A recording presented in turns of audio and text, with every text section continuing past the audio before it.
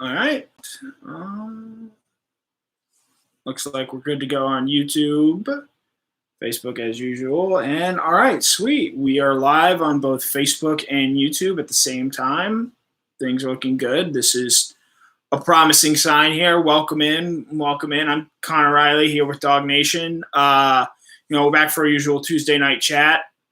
Hope everyone out there that is trickling away in had a wonderful Memorial Day weekend. Hopefully you guys were able to both stay safe and also, get out, enjoy things a little bit, enjoy this weekend. I know myself personally, me and a couple of friends went to the park and went to Piedmont Park and had a socially distanced picnic. It was a good time. We got out of there, fortunately, just in time before it started raining in Atlanta yesterday. But hope all out there had a very good weekend. And coming back today, Georgia fans got some good news. I picked up a commitment. We'll be talking about him shortly. Just give everyone a little bit more time to come on in, join the chat, watch along. You have any comments or questions, feel free to post them. I had a very big story this morning go up on Georgia's recruiting efforts in Atlanta and sort of how recruiting the metro Atlanta area and what it looks like. Michael Porter on YouTube. Good to see you. Welcome in. Charlie Winslet, good to have you here as well. We'll give you guys probably about another minute or two before we dive in to tonight's topics. Joseph Kennedy, yes, talking about Chazz Chambliss, the newest commit to Georgia's 2021 recruiting class. Heath Hatcher, good to see you. Go Dogs. We'll give everyone probably about another 30, 40 seconds. Just let everyone come on in. Yeah. I don't drink on weekdays. And it's a Tuesday, so if I want to have a drink, I gotta wait till Friday. Dogfather, thank you. Appreciate the kind words. Dog Nation team is doing well. We got some very positive news regarding, I think, the 2020 football season this past Friday with Georgia sort of allowing athletes to come back and start doing voluntary workouts on June 8th. I think that was a very big step.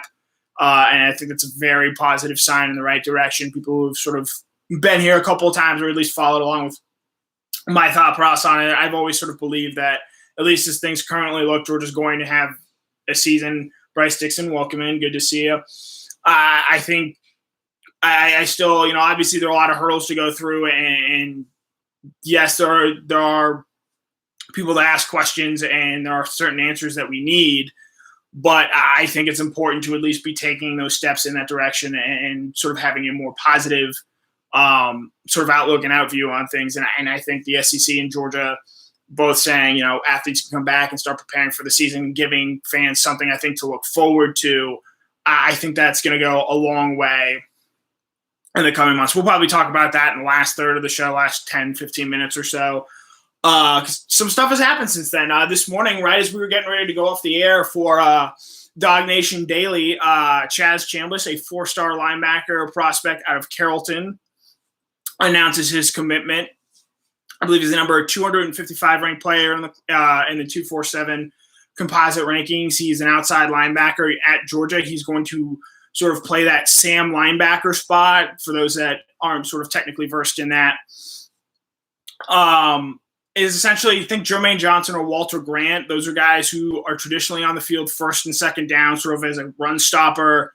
And then on third and obviously long passing situations, they might rotate off the field either for a defensive back or, say, this coming season, like a Nolan Smith. That way you have a Nolan and Azeez Ojulari on the field at the same time together. So you have those two sort of, you have the jack spot, which I think is what Elijah Judy, who is Georgia's other outside linebacker commit for this class, he sort of projects to be there. That's more of a pass rushing role, whereas I think the Sam linebacker spot that Chambliss is going to fill is more of a run stuffer, first and second down player. But with a run, where you've seen this past year with Georgia, and you really saw this a lot more in the 2018 season, if you want to beat Georgia, you have to be able to run the football on them. Teams were able to do that and have some success with that in the 2018 season. I think Georgia getting better at that Sam spot, bringing in Jermaine Johnson, who I think had a very sort of sneaky, didn't put up a whole lot of stats last year, but filled a lot of very nice roles for this Georgia team, and I think is maybe going to expand on some of that this next year. Howard Eubanks, good to see you. An update on Dwan Mathis. We should be getting one of those relatively soon. We have not gotten to talk to Kirby Smart since March, but it's been over a year now since he had that brain surgery. And again, we've always sort of said May is the big checkmark date for him. Obviously, COVID probably put a change in some of those plans, but we should relatively soon be getting a firm update on Dwan Mathis and his status. So Francisco Herrera, would it be better to practice outside as opposed to inside? Yeah, I'm not an ophthalmologist, but from my understanding, COVID-19 spreads a lot less in sort of outdoor environments than it does indoor environments. But I was talking with my buddy Nick Suss, who works for the Clarion Ledger, covering Ole Miss, and they play their first game of the year against Baylor. And one interesting point he brought up, and Georgia sort of has the same thing, that first game of the year is in an indoor stadium now. Yes, Mercedes-Benz can open up, but I do think it'll be interesting, if at all, where and when that game against Virginia gets played. But sort of back to Chazz Chambliss, he commits this morning. He is the 8th commitment in the 2021 class for Georgia. He is the 6th that will play his high school football in the state this year. And when you factor in running back commit Lavassier Carroll's from Wharton, Georgia as well, even though he's playing at IMG Academy, I think this just continues to be another sign of Georgia recruiting, or at least getting a better job, a better winning percentage of in-state recruits this cycle. I saw somebody earlier say, is he McBride 2.0? I think they're very different. I think they're very different athletes and very different prospects. McBride is more of an inside linebacker guy, whereas I think Chambliss is going to strictly play that outside linebacker position. So I think that's where you're going to end up seeing him. And linebacker is a very big position of need, both at the inside linebacker spot and the outside linebacker spot. Georgia's losing at least 2 outside linebackers in Walter Brandt and Jermaine Johnson, and they're losing 2 inside linebackers at least in Monty Rice and Nate McBride. And that's assuming that, Azeez Ojulari doesn't go pro, like Quay Walker doesn't go pro, maybe someone transfers. So I expect by the time it's all said and done, Georgia's going to take 5 linebackers in this class. And obviously, I think the biggest name to know and sort of spinning this forward now that Georgia has Chambliss and Elijah Judy in the class is 5-star linebacker Shmuel Munden. Munden is I believe he's a top 20 overall recruit, a 5-star prospect. I believe he's the number 3 ranked prospect for overall in the state of Georgia for this class. He projects as an inside linebacker. Chad Buchanan, good to see you. I think in Georgia's defense a year from now, he is, in my estimation, I believe Georgia's top defensive target at this point in time, and maybe only behind Amarius Mims, the 5-star offensive tackle. I think Munden is one of the most important players in this class, and he has said he thinks there's a chance that he announces his decision in June. I think Tennessee and Auburn are 2 teams to watch there, but I think Georgia, like it did with Chambliss, it feels very good about where it stands with Munden. And if you land him, you have 3 linebackers there that you certainly feel a lot better about. And then I think the attention there after Munden, if he does decide to make his announcement in June, it shifts to 2 Florida prospects in Dallas Turner, who is playing at St. Thomas Aquinas this year, but played at American Heritage last year in Fort Lauderdale, and Xavier Sori, who is a sort of like a Mikael Sherman type in the sense that he could play either as an outside linebacker or as an inside linebacker, and Georgia's going to sort of move him around to where they best need him to fill in if Georgia is able to land him. And I think it's important to note right now with both Sori and Turner, those look like long-term recruitments that are going to go the distance, as usually is the case with Florida and South Florida players. You look at Tyreek Stevenson in the 2019 signing class. Usually, a lot of times, Tyson Campbell is a name in that 2018 class. Andrew Hughes, good to see you. I think those are 2 long-term commitment or long-term recruiting battles that are going to go until early December, if that's when they decide they want to do it, possibly even February if they want to. Yeah, Rodney Hewitt brings up Shmuel Munden as a must get, along with Marius Mims and Tony Grimes. I think Donovan Edwards is as well. It's another name that he mentions. That's a running back out of Michigan, and as sort of the running back chair or musical chair sort of come to an end, I think Edwards, if Georgia wants to recruit and continue to build talent at that position the way it has in years past, it needs to land Edwards. But, Jeff Santel, who will have his Before the Hedges tomorrow night, he does his top targets. I think in some order right now, your top 4 is, and this might not be the exact order that he has, but Mims, Munden, Tony Grimes, a 5-star, number 1 overall cornerback out of Virginia, Donovan Edwards, and then a 5th name there would be James Williams, the 5-star safety out of South Florida as well. So Chad Buchanan brings up Mason Smith and Corey Foreman. Those are admittedly, from where we sit right now, tough polls, but I think they'd be very impressive. And I certainly don't think you can rule Georgia out in those recruitments, just given how well the Bulldogs have done from a recruiting standpoint year over year. So, that sort of puts the bow on the Chambliss commitment. One interesting note there with him, he has a teammate, Chief Borders at Carrollton High School, one of the best programs in the state. His teammate, Chief Borders, is a Florida commit. So, friendly little rivalry there in Carrollton High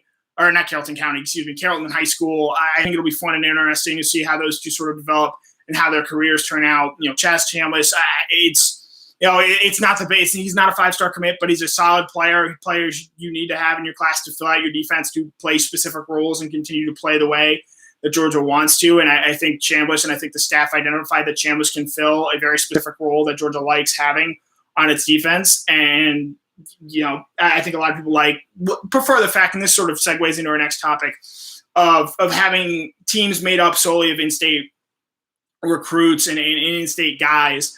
And I think certainly that excites people to have a guy from Carrollton High School from that part of the state. So I think it's a nice addition to the Georgia class, and I have 8 commitments. I believe the number 16 overall recruiting class, and as just about everyone here knows watching, the Bulldogs are going to finish much higher when signing day rolls around.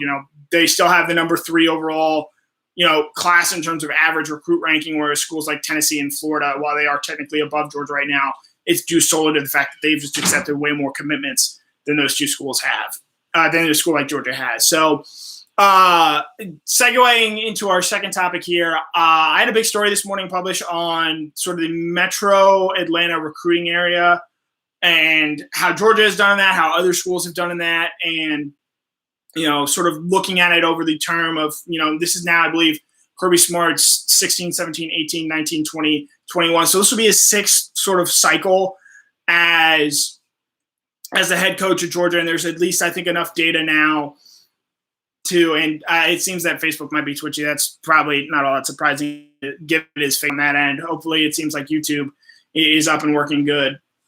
So, as I was saying, Georgia recruiting the metro Atlanta area. Since Smart has taken over, and this sort of stemmed from, last week, Barrett Carter announces his commitment to Clemson. He's another, highly touted player in the metro Atlanta area from specifically Gwinnett, which the numbers there, for people who I think who follow Georgia recruiting and who follow the metro Atlanta area scene very closely, it's not all that surprising, the numbers that I actually ended up digging together. Georgia signed 21 players from that class, from the metro Atlanta area, which from the definition that I used is Fulton, Gwinnett, Cobb, Henry, Fayette County, DeKalb, Coweta, and I think there's 1 or 2 more that I might be missing. But the big ones to know are Fulton, Cobb, Gwinnett, and DeKalb. Gwinnett County, that's Barrett Carter, that's Andrew Booth, Wanya Morris, Harry Miller. Go down the line of elite prospects. Owen Popo is a big one. I think a lot of Georgia fans know and remember. 42 there have been 42 blue chip prospects from Gwinnett County since dating back to the 2016 class. Georgia has signed a total of 3 of them.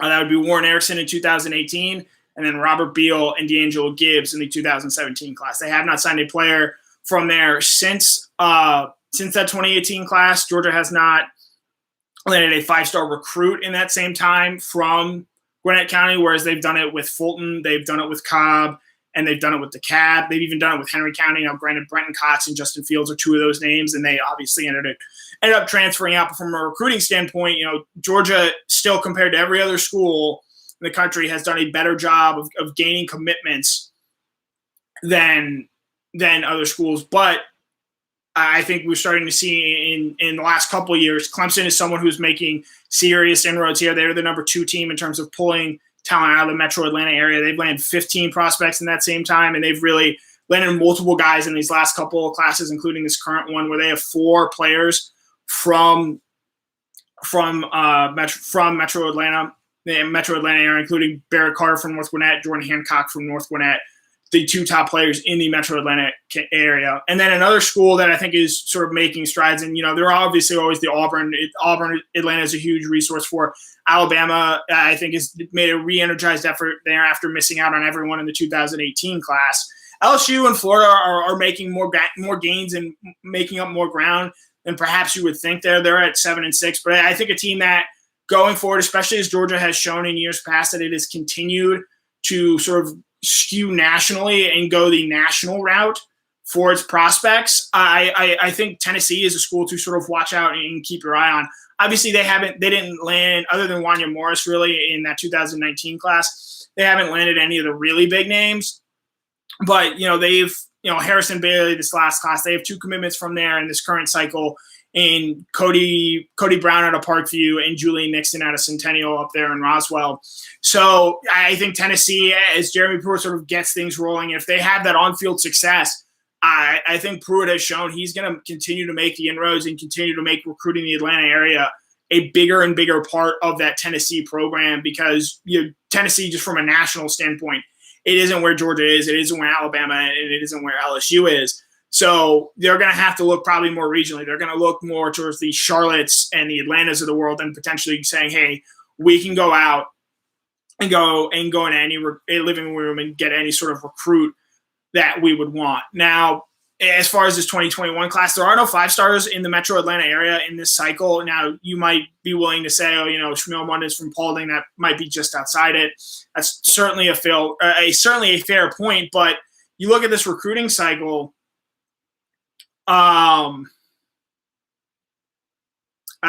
Peter, we start asking about Facebook Live issues. Honestly, it's more of a Facebook issue than anything else.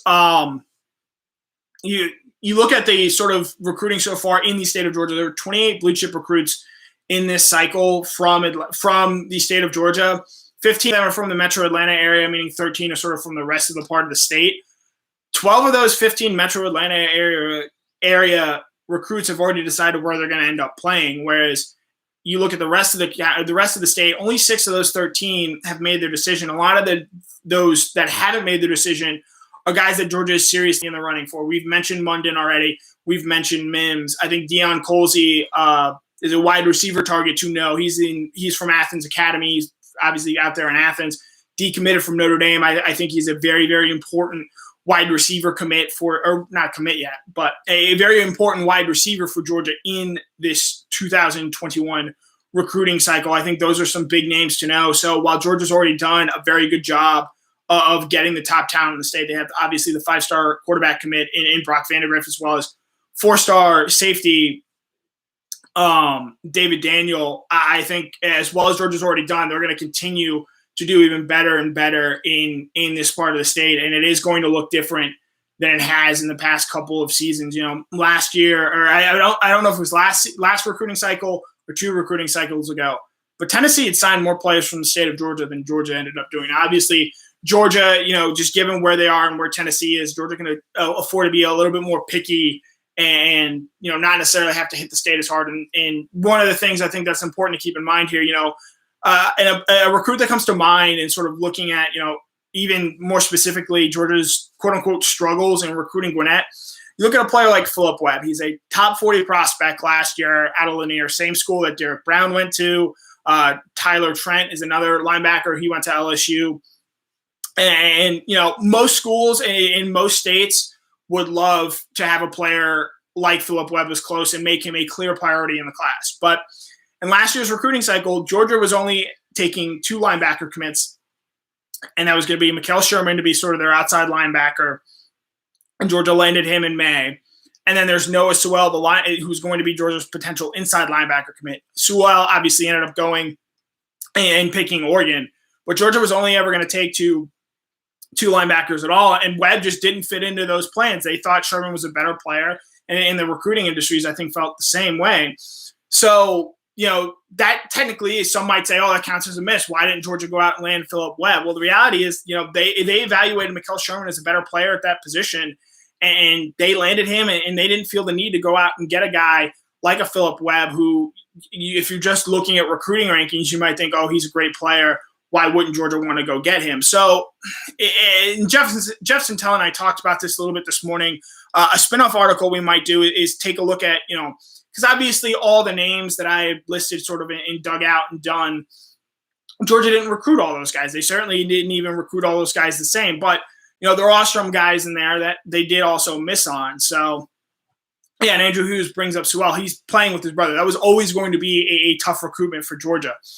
There are some guys, Miles Murphy, Reek Gilbert. Those guys, I think, count as pretty clear, quote-unquote, misses. But, there are lower-rated guys who end up going to places like a Florida, a Tennessee, and Auburn who Georgia just was not interested in. And, when you have the ability to go to a Las Vegas and land a guy like Darnell Washington, that makes up for the fact that you might miss out on a guy like a Reek Gilbert in your own backyard.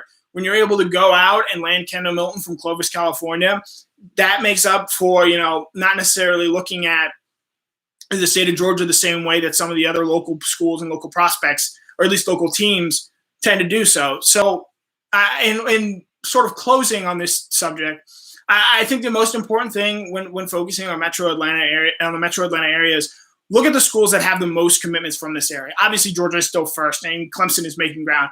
But it's LSU who won a national title last year. It's Alabama who's won titles recently.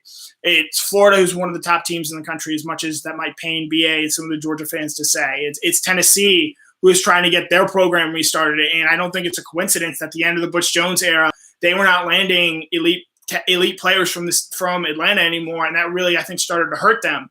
So Atlanta, because it is so important to all those many teams, it's impossible to expect that Georgia's always going to land the best player, the best prospects from this area. Obviously, you'd probably like to see them have more success there in Gwinnett. And there are some schools. I know somebody in the comment section on YouTube mentioned Grayson specifically a little bit earlier. D'Angelo Gibbs is the last player from Grayson that Georgia landed in the 2017 class. But, you look at a lot of those guys. Jemias Williams was a guy a lot of Georgia fans knew in that 2017 cycle, and he ended up transferring away from South Carolina. So, while yes, I think one of the interesting things going forward is how does Georgia recruit Gwinnett County? It's clearly not hurting Georgia. Georgia has again, they're the only school in the country that has landed a top 3 recruiting class in each of the last 4 cycles, and that's probably going to continue for the 5th straight year. So, while yes, missing out on a guy like Owen Popo from Grayson might be tough. Robert Reynolds, welcome in. Good to have you. Georgia's able to go out and land Nakobe Dean, and I think just about every Georgia fan right now would take Nakobe Dean over Owen Popo, and I include myself among them, even though, there was a time in that 2019 recruiting cycle that we considered Owen Popo a name Georgia couldn't really miss on it, and they ultimately did, and things ended up being okay for Georgia in that cycle. Green Soldier, welcome in. Good to have you. So we're at about the 23, 24-minute mark. Pivoting to sort of our final big topic here. And if you guys have any questions, ask away. I think the biggest thing news-wise, other than obviously Chazz Chambliss's commitment this morning to Georgia, last Friday, the SEC announced that players starting June 1st can come back and begin voluntary offseason workouts. Georgia, and I think just about every other SEC school, has agreed to June 8th. Every school is sort of treating this differently, though it seems like for the most part the SEC is on the same page here. I believe I saw Oklahoma today said they're going to bring players back July 1st. I think you're going to see schools sort of take caution, some be more cautious than others. I think a big thing still to watch is what the California schools and what Oregon and what those sort of Pac-12 schools end up doing, because it's one thing I think for these states to say, oh, pro sports can definitely come back. We'll have that. But those guys are paid professionals, whereas, on a college campus, they're not sort of the same thing. So I think that is something to watch. But I definitely think going forward, it's a positive sign that we do have football coming back. Colby Curry asked, do you think Bill Norton gets in the defensive line rotation this year? It's going to be really interesting. I think he might be more of a defensive end this year. And with Malik Herring being in his senior season and Trayvon Walker being Trayvon Walker, a player I've spoken very highly of, and I think just a lot of people have high expectations for. It might be tough for Norton this season, But I certainly think he's got a chance. Georgia does have a lot of turnover there. 5 defensive linemen from last year's team are gone. And I think Norton, he's a guy who probably would have really benefited from having a spring practice, from getting those extra 15 padded practices to sort of show that maybe he could be that guy. But without it, it makes it a little bit harder to know, because there are only so many practices and reps these guys are going to have in the fall.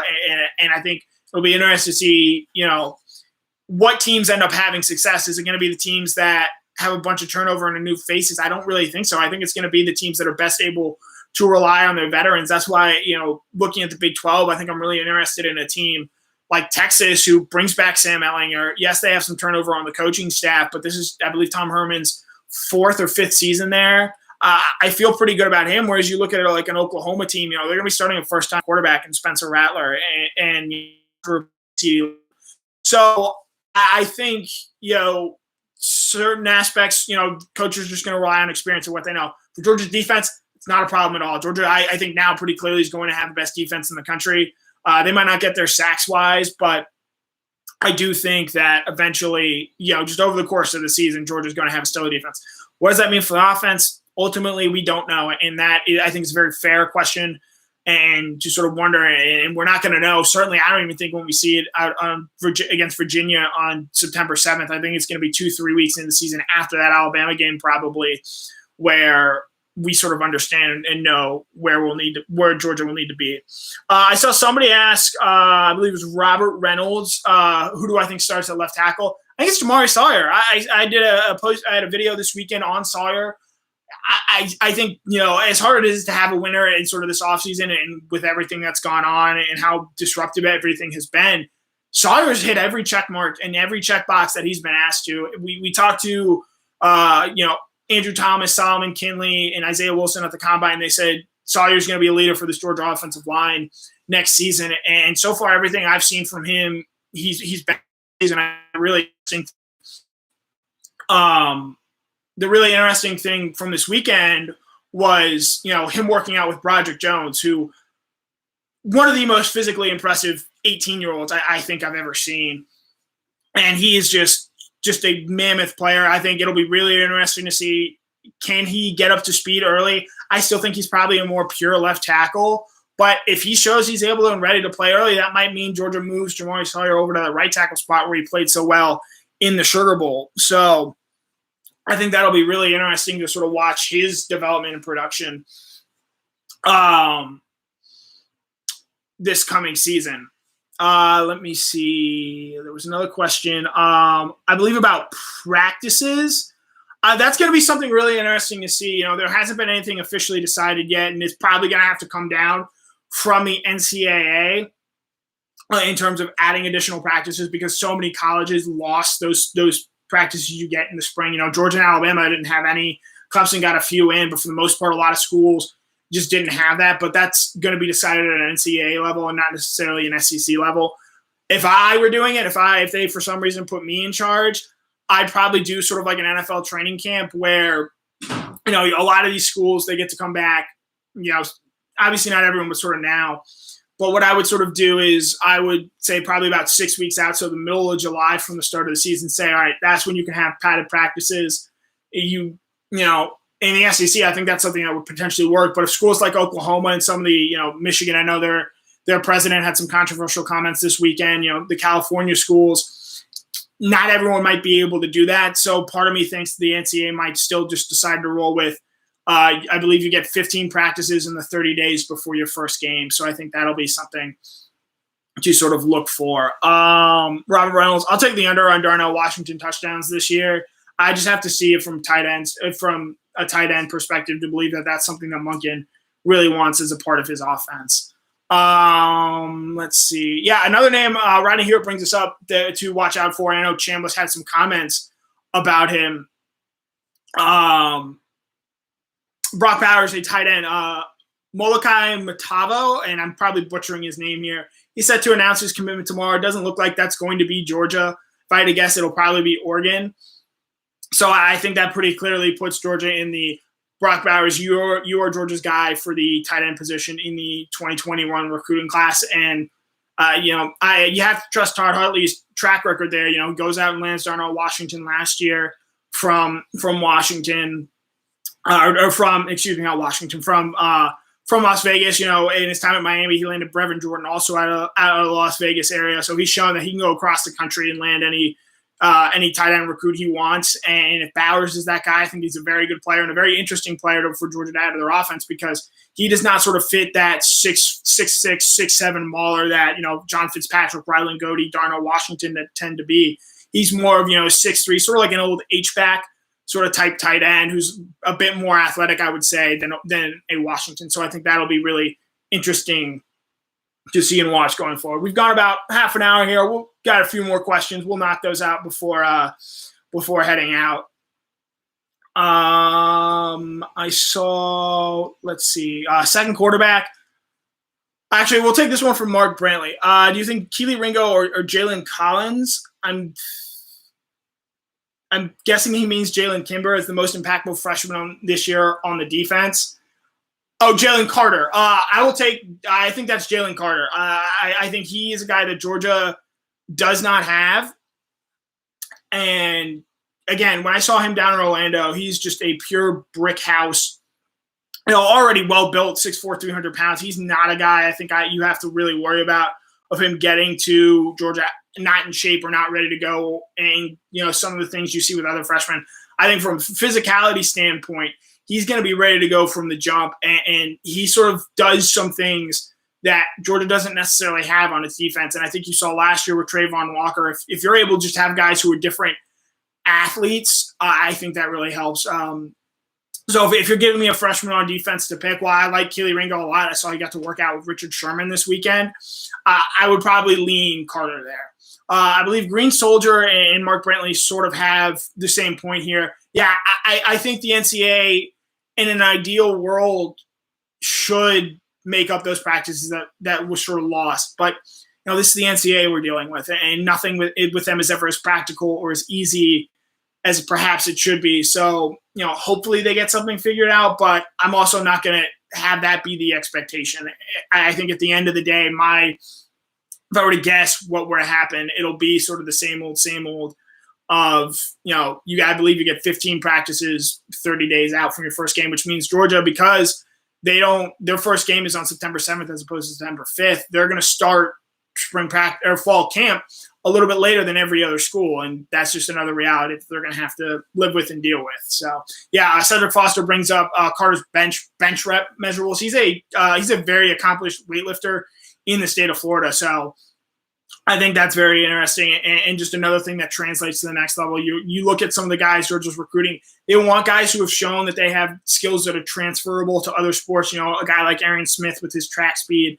I think that's something that, as we sort of begin to understand what Kirby Smart looks for in recruits more and more, if you're a guy who's able to play multiple sports, on the offensive line, if you're a very accomplished wrestler, which Clay Webb was at his time in high school, if Xavier Sori, I think, is a very good basketball player down there in Florida. I think if you have guys who are able to do other things than just be a linebacker on the football field, even on the football field, if you're a guy who's able, to do different things. Shamel Munden, one of the reasons he's such an enticing prospect is look at what he's able to do from the offensive side of the ball from an athleticism standpoint, and how if that gets more refined at Georgia, what that might translate and look like on the defensive side of the ball. I think that's why Munden, for the big reason, is the 5-star that he is. So Jeff Ingram asks, is Mathis clear for contact yet? We don't know yet. Jennifer Caldwell-Sperlin asking about Dominic Blaylock. Again, he's still rehabbing. The expectation there is late July. And, from what I know about Blaylock and understand about him, I would expect him to be ready to go. I think, is an incredible worker, has a great work ethic. And from a rehab standpoint, he's going to do everything he can to make sure he's ready to go. Now, if the NCAA does come and say, hey, you get, those 2 weeks in July, I don't know if he's ready to go at that point.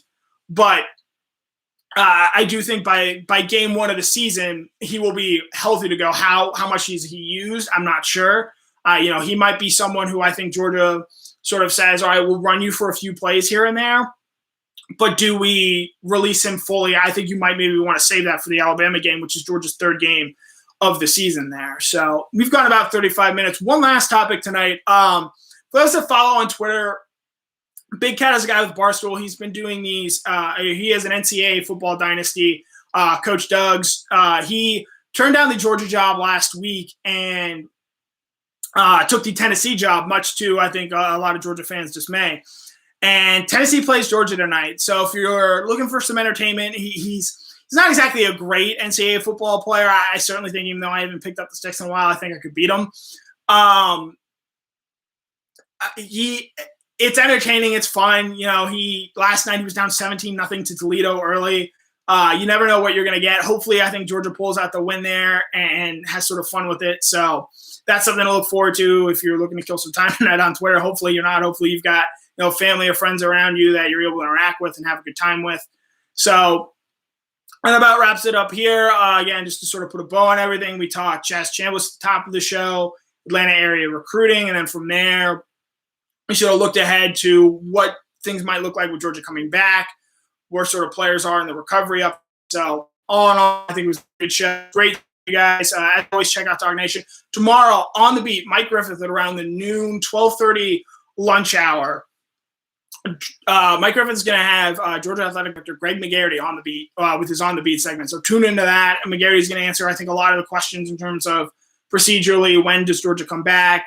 How does that look? What does the 2020 season look like? How many fans will there be in Sanford Stadium? So I think that's something you very much have to look forward to.